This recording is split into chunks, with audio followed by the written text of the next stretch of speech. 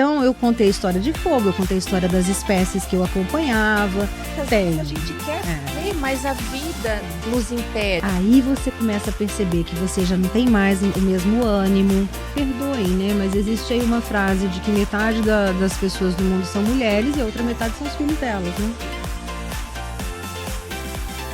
Podcast Extraordinárias, o podcast que joga luz, humor e verdade sobre maturidade feminina. Chega de tratar a menopausa como castigo ou fim de linha. Aqui a gente fala alto, com coragem e sem filtro. Vamos cutucar o etarismo, rir da montanha-russa hormonal, falar de sexo sem pudor e celebrar a potência que é a mulher 40 a mais. Se ser extraordinária é quebrar padrões, então a menopausa é o nosso poder.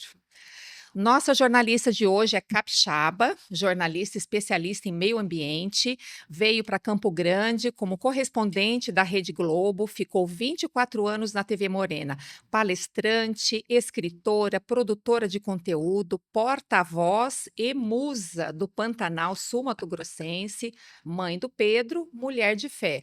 Vocês já sabem de quem estamos falando, né? Cláudia Geiger, queremos agradecer muito a sua presença, é uma honra imensa ter você estreando conosco nesse projeto e desde que a ideia do podcast surgiu, ouvir mulheres incríveis, o seu nome de imediato, todo mundo falava, Cláudia, queremos ouvir a Cláudia. Sua carreira no jornalismo, suas conquistas, você foi para o Pantanal numa época que ninguém ia, muito menos mulher.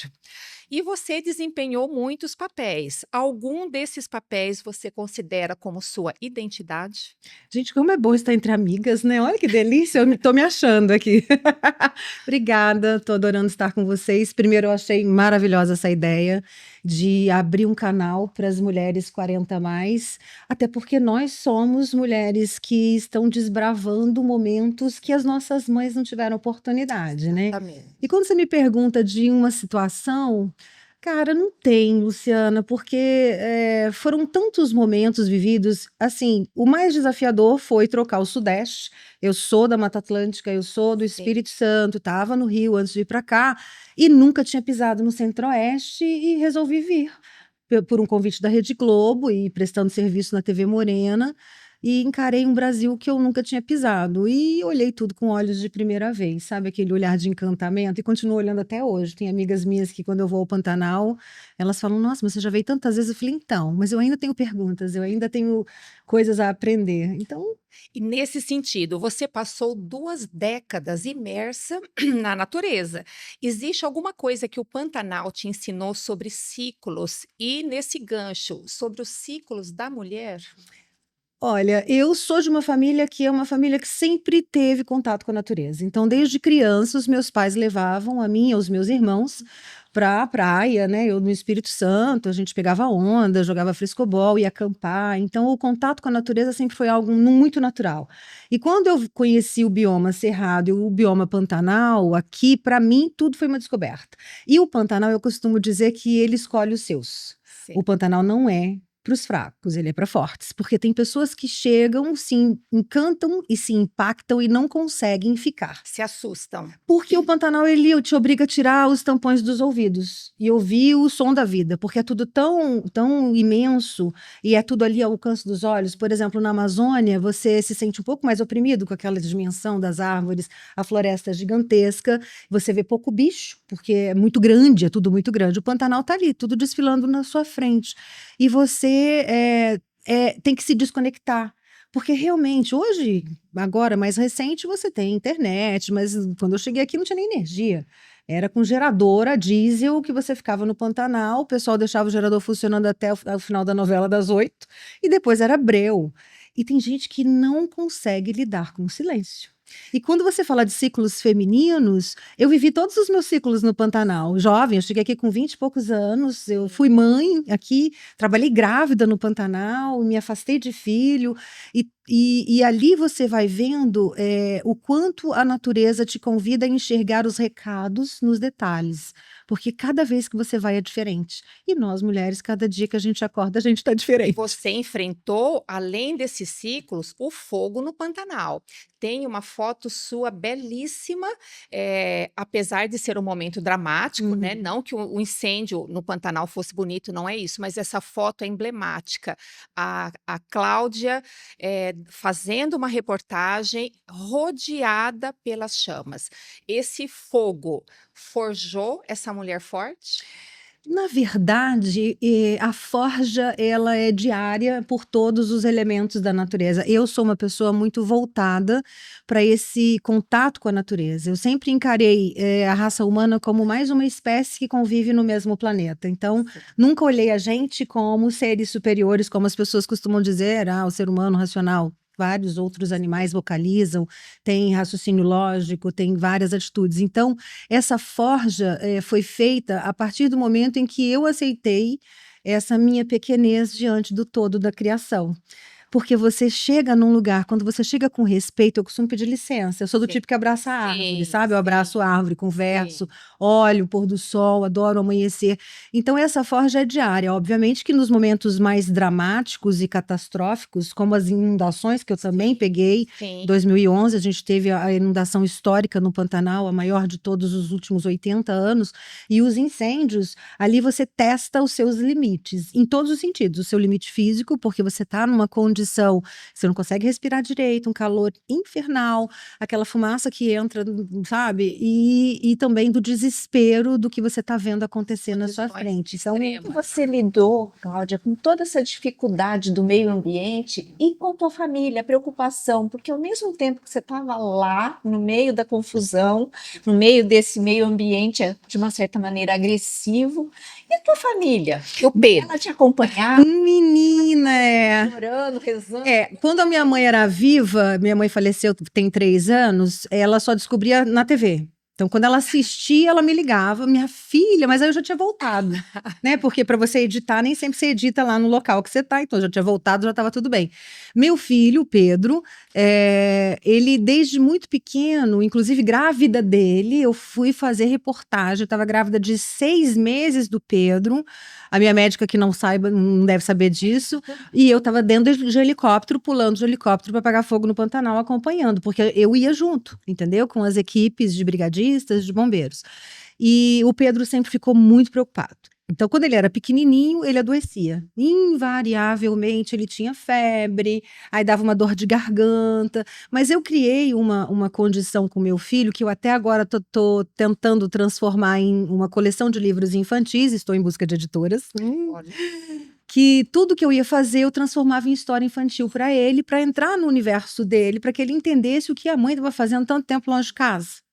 Então, eu contei a história de fogo, eu contei a história das espécies que eu acompanhava, e assim, quando tinha internet ou quando tinha telefone, eu dava um jeito de ligar para ele. Por exemplo, eu tive na Amazônia fazendo um Globo Repórter lá na fronteira com a Guiana e com o Suriname, que a gente ficou quase 40 dias na floresta, imerso na floresta, dormindo em rede, amarrado na árvore, numa região que nunca ninguém tinha ido, de Amazônia original. Você tinha uma rede de apoio para lidar com Sim, eu tive a minha sogra, né, e a minha mãe, ela sempre vinha do Espírito Santo, então ele ficava com 2 avós, sempre, e assim, uma funcionária que estava comigo desde sempre, que era a babá dele, que ficava, então tinha toda essa Ou seja, estrutura. mulheres ajudam mulheres sempre, Mulheres né? ajudam mulheres. Eu ouvi uma frase recente que mulheres curam mulheres, né? E não apenas curam, mas cuidam e se apoiam e mutuamente a gente vai crescendo, né?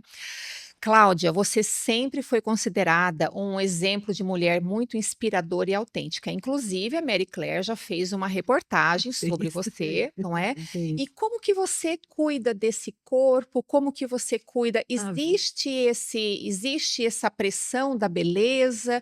Existe? Fala um pouco disso pra gente. Lu, eu venho de uma profissão que é uma profissão de ego e vaidade, né? Você vende a imagem e ainda mais eu trabalhei na TV Globo mais de 30 anos e a maior emissora do Brasil, uma das maiores do mundo e para os principais jornais vistos em dezenas de países. Só que eu sempre, até na Globo, o pessoal sempre me chamou de Juma, porque eu nunca gostei de pintar cabelo. Eu tô maquiada aqui em homenagem às minhas amigas, tá? Você sabe que a gente sempre, quando vê você, a gente, você é a Juma. Exatamente. Eu não gosto de pintar, eu não tenho escova de Até cabelo, na gente. Vocês não estão beleza, até na entendendo. beleza. Mas Sim. existe sim uma cobrança, as pessoas. O meu grande desafio como jornalista de televisão, eu sempre quis que as pessoas prestassem atenção naquilo que eu estava falando, mostrando, e não em mim, a roupa que eu estava usando, minha sobrancelha, se eu tinha batom, se eu não tinha. Nunca. Algumas vaidades de fazer unha, uma coisa assim, o máximo. Mas assim, eu nunca me enquadrei no padrão da vaidade da televisão. E aí, alguns momentos da minha vida, eu engordei. Hoje eu tô 20 quilos acima do meu peso e tá tudo bem. Eu vou emagrecer a hora que eu tomar vergonha na cara.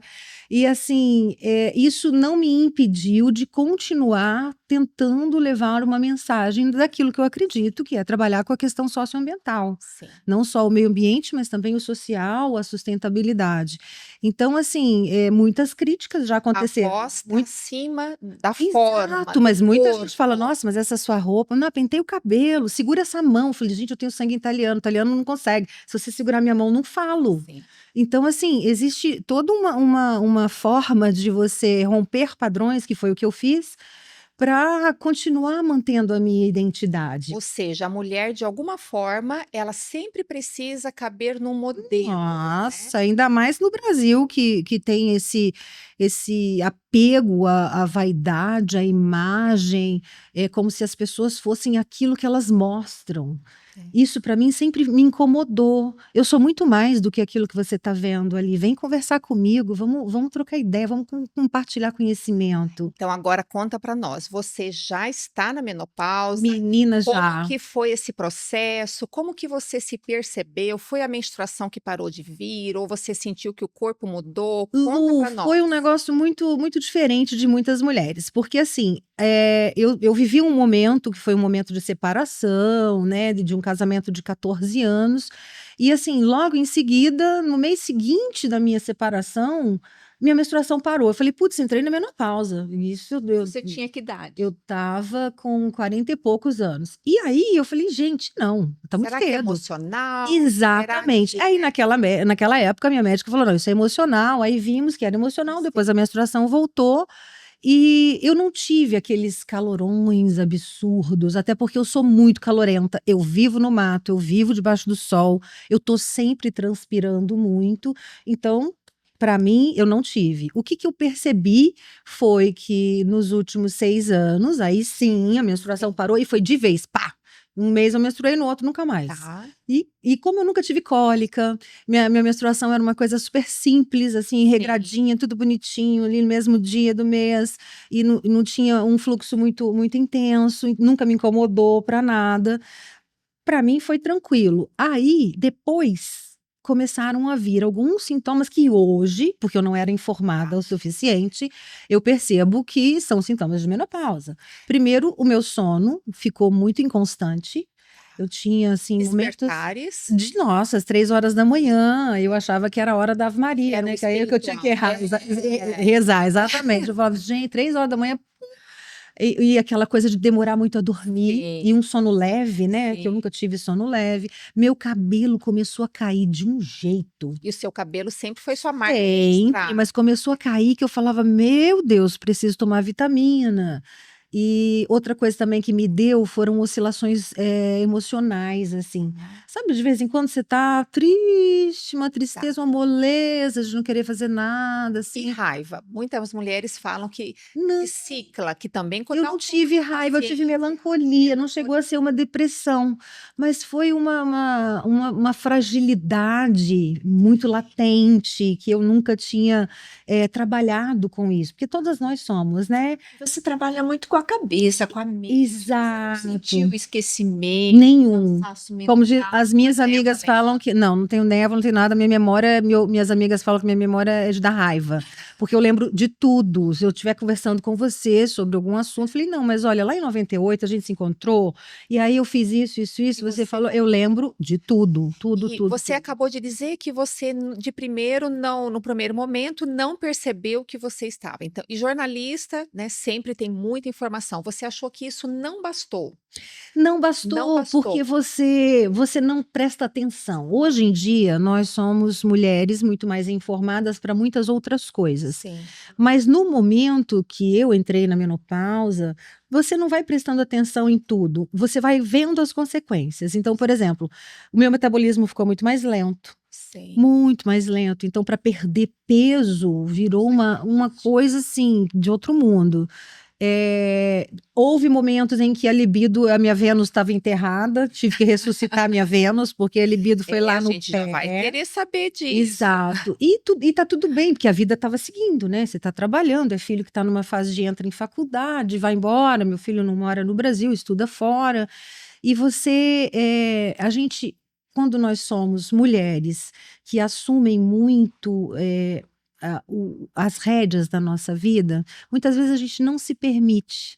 Não se permite mesmo, não se permite ser frágil, não se permite parar, Sim, não se permite chorar, e você vai seguindo a tua vida. sim. Então, o que eu tenho feito de exercício na minha vida nos últimos 5 anos é me permitir. É me permitir olhar e falar, não, eu não tenho mais a mesma força de vontade para fazer aquilo que eu fazia antes. Eu emendava uma viagem na outra, continuo trabalhando muito, mas meu corpo já não é mais o mesmo. Eu não tenho mais 20 anos, então você vai sentindo as suas limitações. E é E exatamente, aceitar isso, né? e exatamente o que a Cláudia falou. Não basta informação, é preciso escuta, autopercepção, olhar para si e prestar atenção aos sinais do corpo, né?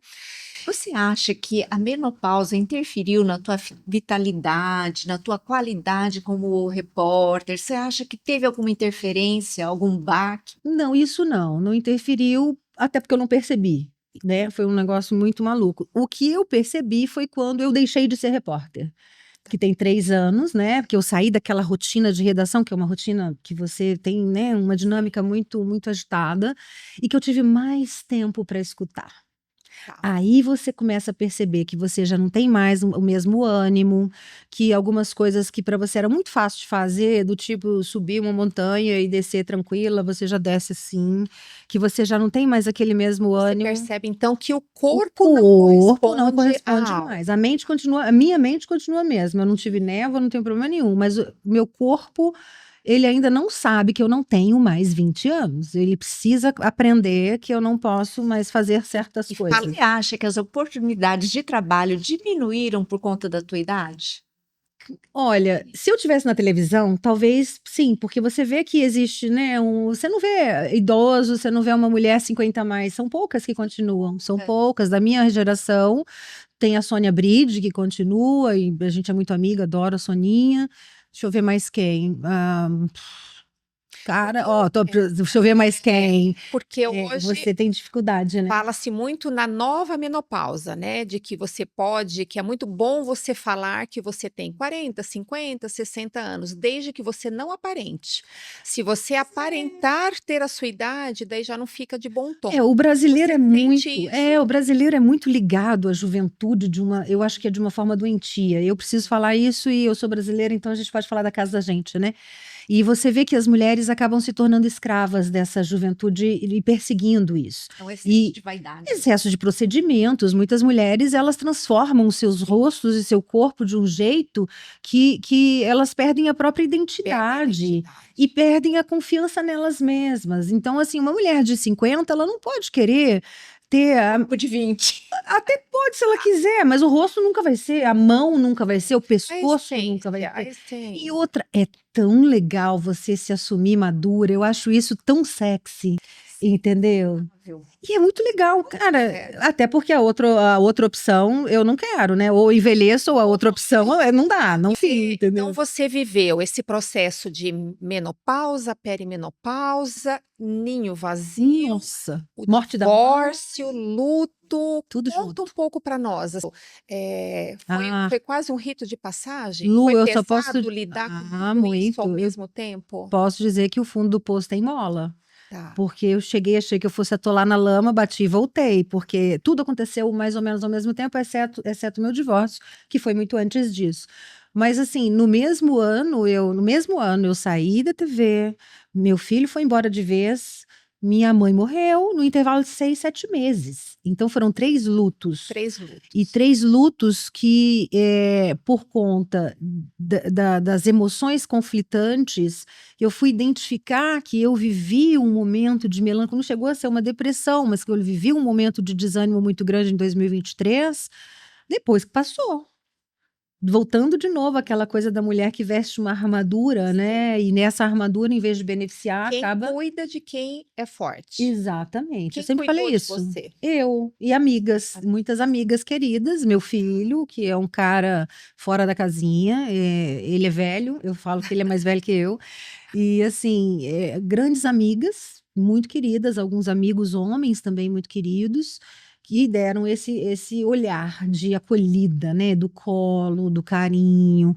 Então não foi fácil, porque assim, eu comecei a redefinir a minha carreira profissional, eu já estava na menopausa Sim, e já tinha chegado aos 50. sim. Então, quando você pergunta se há uma dificuldade, se eu quisesse voltar para o mercado de televisão, talvez teria, porque tem jovens que, obviamente, têm uma experiência menor do que a minha, custam menos do que eu, e não tem uma ruguinha no rosto com essas câmeras. Eu sempre brinco que eu comecei na televisão, era analógico, né? A câmera não tinha definição, o meu rostinho era maravilhoso. Agora que eu tô mais velha, a câmera digital, que 8K e mostra até tua alma. Isso não Mas é a legal. grande vantagem dessa câmera maravilhosa é pegar o olho verde, né? Na hora que você chega lá, mostra esse cabelo e o olho verde, daí Cara, brilha, você é uma não das é? poucas que fala do meu olho, gente. É muito bom ouvir isso. Eu sempre falo que eu tenho olho claro, o povo diz que não. Tem um olho Ó, gente, verde. luz. E relacionamento na maturidade, sexo na maturidade, o que mudou? Seu Ih. corpo é diferente? Você sente diferente?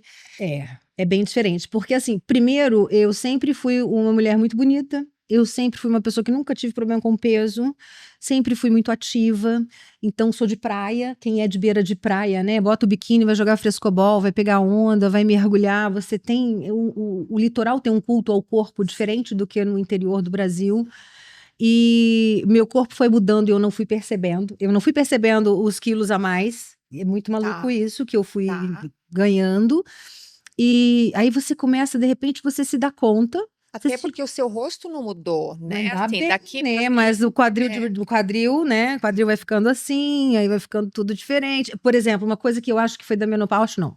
É da menopausa, eu tive acúmulo de gordura abdominal que eu nunca Sim, é da tive. menopausa. Hoje, já, obviamente, tratando, já melhorou, já tá voltando ao normal, mas até eu descobrir que aquilo não era gordura, é uma coisa muito maluca, né? Sim, sim. E assim, eu não me reconhecia. Então, houve um momento de você não se reconhecer e você perder um pouco da confiança no seu corpo, porque quando você lida com uma vida tão fácil, que é onde você passa, todo mundo olha para você, que é onde você tá cortejada, e você não tem trabalho nenhum, né? Pode comer um bonde que não engorda, eu nunca pentei cabelo, nunca fui de ficar cuidando muito de pele, enfim. Aí você vê que, opa, tá diferente. Não que isso não aconteça, você continua sendo uma mulher atraente, independente das alterações, mas a mente da gente nos sabota. E hoje você faz reposição hormonal? Agora sim, depois de muito tempo, comecei esse ano. Olha só a louca, comecei. Mas você não sentiu necessidade ou existia um medo em fazer a reposição hormonal? Existiam 2 situações, Luciana. A primeira era o medo, né? De quê? Medo de quê? Gera câncer, vai te gerar infarto, pode dar AVC, sabe esses mitos que a gente ouve? Que hoje a gente sabe que é o contrário. Que é o contrário Então, disso, que né, vai sim. curando a gente, vai cuidando do nosso coração, vai cuidando da gente. E como eu não tive sintomas muito agressivos, eu achava que eu não precisava. Sim, isso é muito comum. Exatamente. Quando eu me dei conta que alguns momentos de fragilidade, que o metabolismo lento, que a queda de cabelo eram provenientes da menopausa, eu falei, alto lá, se eu tenho tecnologia, se eu tenho conhecimento científico ao meu dispor, por que não? Aí comecei a fazer. E é tão legal que parece que liga uma chavinha, né? Aí você vira chave. Aí você vai sentindo mais disposição, você vai sentindo. Eu acho que quando a mulher que está na menopausa, ela decide fazer uma reposição hormonal, não é só do hormônio, é uma decisão de cuidado. Sim. E isso é muito importante, porque quando você decide se cuidar, você decide se olhar e se amar, você percebe que tem um mundo pela frente. É uma Você mudou os seus reconexão. hábitos? Você teve uma mudança no teu estilo de vida depois que você entrou na menopausa? Atividade física, uma alimentação mais legal? Nada. Ou você percebe que isso é necessário e é algo que você pensa em implementar. Eu Porque muitas vezes a tenho. gente quer É. fazer, mas a vida nos impede, ainda mais quem viaja Mas eu muito. sempre fui uma pessoa de uma alimentação muito saudável. Eu sou o tipo que não vivo sem folha. Então, ia fazer expedição no Pantanal, eu levava isopor, botava um monte de gelo, um monte de jornal, um monte de folha de alface, rúcula, fruta, para poder levar para os lugares. Então, assim, a alimentação saudável eu sempre tive. Obviamente que eu tinha alguns vícios. O vício da Coca-Cola, o vício do chocolate, o vício do pão. E eu tenho sangue italiano, eu tenho dupla cidadania. Minha alegria é alguém chegar com fome perto de mim. Opa, vamos cozinhar, vamos comer. E aí eu tive que fazer alguns ajustes. E o álcool? Eu não bebo. Você não bebe? Assim, quer Ótimo. dizer, bebo Porque o agora, evento. agora até o vinho tiraram da gente, né? É. Você está sabendo disso? Que Não, agora a qual é a mulher na história do vinho? menopausa também não pode, porque aumenta o câncer de mama. Ah, para. Então, que a gente, até isso também Eu tiraram. acho que é porque o povo continua lá na Idade Média, quando infelizmente, gente, eu sou católica, apostólica, romana, então posso falar também da minha religião. Quando infelizmente se criou uma instituição de uma tradição de igreja em que a mulher só servia para procriar e mais nada, não tinha direito a ter conhecimento, não tinha direito a ter vontade. Então, as pessoas pensam que nós só servimos para ter filhos. A partir do momento que a gente deixa de ter a possibilidade de ter filhos, não serve para nada. E não é por aí, né? Justamente nesse assunto da fé, como que você vê o futuro? Você tem medo do envelhecimento? Você tem medo da morte? Quando você olha para frente, o que você Não tem, vislumbra? eu não tenho. Eu acho que o mundo, ele está desafiador demais. Porque nós estamos num momento de muita segmentação, né? Você tem nichos, né? Eu costumo falar que parece que voltamos à época do feudalismo, que temos pequenos feudos com seus suzeranos e vassalos, ou então, no caso da Índia, nas castas indianas. Então você é do grupo tal, é da corrente, exatamente, da corrente política tal, da religião tal. Eu acabei de voltar de Roma, de um evento que eu fui convidada pelo Vaticano, e que foi muito interessante. Ele foi presidido pelo Papa Leão, e todo mundo pensando, porque foi em Castelo Gandolfo, na casa de verão do Papa, e éramos 400 convidados do mundo inteiro, tudo lá dentro, um com contato com o outro o tempo inteiro. As pessoas achavam que era um evento católico, mas era um evento de pessoas para falar de um planeta, que é o que a gente compartilha. Então, é muito interessante porque existe uma encíclica do Francisco, que está fazendo 10 anos agora, que se chama Laudato Si, e nós estamos fazendo 10 anos do Acordo de Paris, tudo junto, e essa encíclica, que é da Igreja Católica, ela tem todas as diretrizes para os católicos com relação à questão socioambiental, e foi toda baseada em estudos científicos. Quando o Francisco foi escrever a encíclica, ele convidou ganhadores de prêmio Nobel, cientistas, independente de religião ou não, para ajudá-lo a descrever para os católicos que compõem aí 1 bilhão e 400 milhões de pessoas no mundo, gente. É muita gente. Você imagina, se cada católico tomar uma atitude de conservação ou de bem comum, de sustentabilidade, acabou o problema. Não jogar um saquinho de plástico na natureza já é um grande... Não, e parar de fazer greenwash, né? Aquele lá que lida com a questão de meio ambiente, mas tem uma propriedade, foi lá, meteu o trator, derrubou tudo, jogou 250 mil químicos na sua lavoura e depois no domingo vai na missa.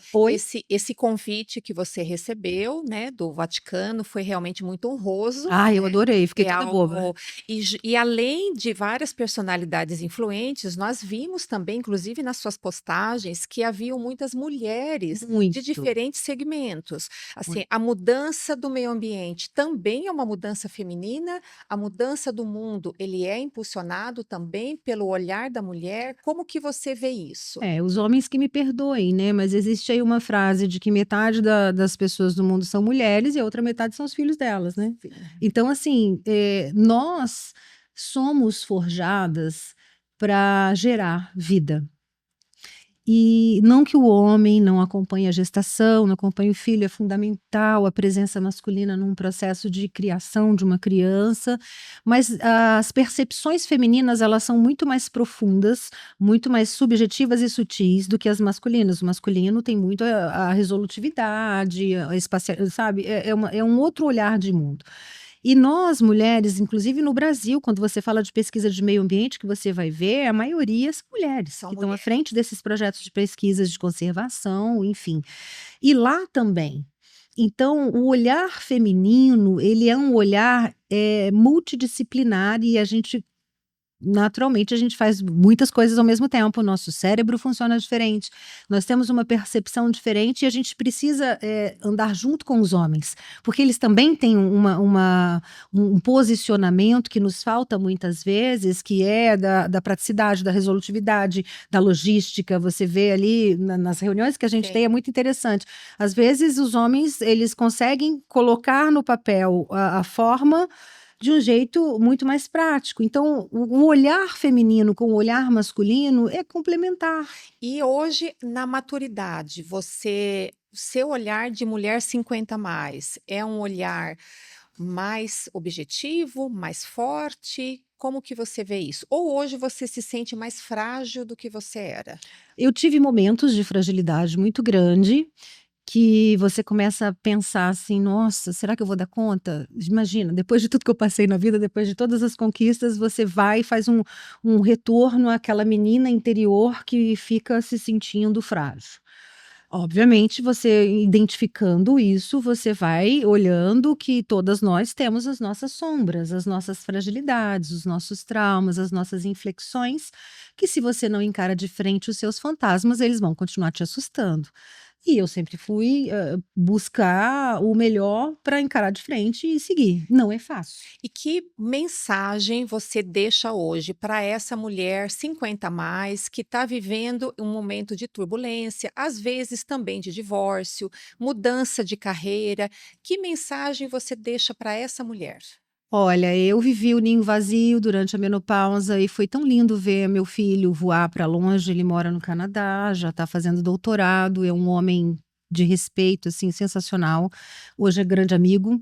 Então, assim, primeiro, com relação a filhos, eles não são nossos, eles foram emprestados. E a gente precisa tirar esse olhar de que filho tem que estar perto de mãe o tempo inteiro. Eu sempre falei isso pro meu filho: vai voar. Abrir E asa. volte o dia que você quiser e quando der eu vou te encontrar e tá tudo bem. Isso é a primeira coisa, olhar com carinho.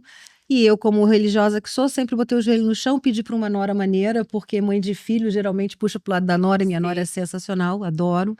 Como mulher, eu acho que nós mulheres precisamos tomar posse de quem somos e de como somos. E não ficar refém daquilo que a gente acha que tem que ser. Então, hoje a nossa sociedade é uma sociedade que cobra a juventude. A mulher se sente menos porque se ela tem uma ruga, se a boca já não está tão perfeita, ela vai colocar 1 milhão de preenchimento, vai tentar se igualar à filha, à nora. Isso não é normal. O normal é você olhar para dentro, é óbvio, você ter vaidade, você fazer algum procedimento para se sentir mais bonita, isso é sensacional. Agora, você ficar refém disso é uma forma de encontrar uma infelicidade e uma incompletude. Então, eu acredito que nesse momento que nós mulheres da nossa idade, que estamos na menopausa, nós estamos num momento de virada para outra geração que vai entrar na menopausa depois da gente. Mostrar para elas que não é o fim. Pelo contrário, é o começo de um novo momento. E é um começo muito legal, porque você já tem o domínio de quem você é, você já tem a tranquilidade das suas escolhas, não existe mais a insegurança e o medo do não, porque você sabe do que você é capaz. E com relação a amores, é muito lindo você se permitir amar e ser amada, independente de você poder ou não ter filhos. Não é só o fato de que eu não menstruo mais, eu não tenho mais filho, eu já estou murchando. Pelo contrário, sabe? Eu percebo hoje, posso dizer, que os homens, eles se encantam com a maturidade consciente e segura e leve. É essa leveza que a gente tem que buscar com a maturidade. Perfeito. E eu acho que dessa forma a gente consegue saber que a menopausa não é o fim, entendeu? É só um começo de uma nova fase. Maravilhoso, Cláudia. Hoje, com Cláudia Geiger, a gente caminhou por trilhas que não estão nos mapas. Falamos de corpo, tempo, desejo, natureza, tudo aquilo que pulsa, mesmo quando tentam silenciar. E maturidade não é sobre parar, é sobre escutar, escutar o ritmo, se reconectar com o prazer, contar a própria história com coragem. Se menopausa é uma travessia, que então seja feita com vento no rosto e pé firme no chão. Muito obrigada, Obrigada a Cláudia, pela sua vocês, presença. obrigada. Delícia sua participação. E mais uma vez, só cresce a admiração que eu tenho por você. Bonitinha. Realmente é uma mulher extraordinária. Ai, que fofa, gente, muito obrigada. E se ela falou que a menopausa e a travessia, essas duas são uma ponte para levar muitas mulheres a não ter mais vergonha, não ter vergonha de Vamos falar, não ter construir vergonha esse do corpo, construir. exato. E se não tá muito legal agora, vai ficar depois. Com certeza, só tem a melhorar, né? Ô. E aí, gente, gostaram do papo? Se deixasse, eu ia ficar conversando 2 horas com as duas aqui. Mas se vocês quiserem conhecer um pouco mais do trabalho dessas duas mulheres maravilhosas, ó, clique aqui. Aí vocês podem seguir no Instagram, vocês podem também seguir no YouTube, vai estar lá disponível. E aí tem o sininho que pode mandar as informações para você sobre os outros episódios. E comente o que vocês acharam da nossa conversa.